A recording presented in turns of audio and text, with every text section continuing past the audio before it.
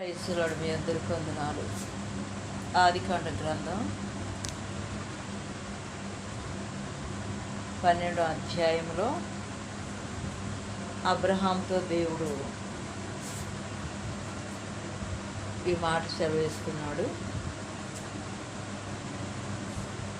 అబ్రహాము, నీ దేశము నుండి, నీ బంధువుల యొద్ద నుంచి, నీ తండ్రి ఇంటి నుండి నేను చూపించే దేశానికి వెళ్ళాలి.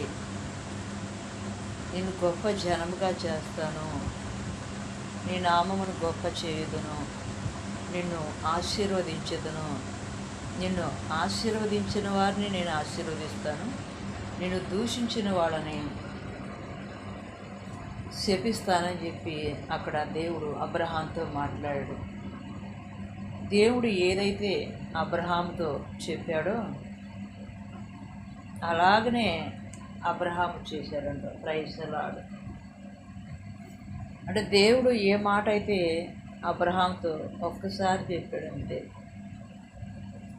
అబ్రహాము సమస్తాన్ని విడిచిపెట్టి దేవుని కొరకు దేవుణ్ణి వెంబడించాడు. Praise the lord.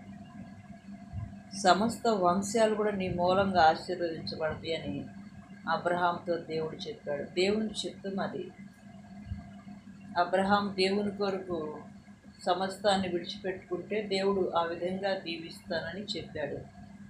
ఈరోజు ఎన్ని వాక్యాలు మనతో మాట్లాడుతున్నాయో, ఎన్ని వర్తమానాలు వింటారో,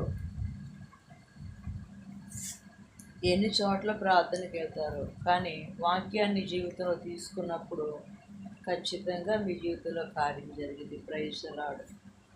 అబ్రహాముని దేవుడు సమస్త వంశాలు కూడా ఆశీర్వాదకరంగా చేశాడు. Praise the lord.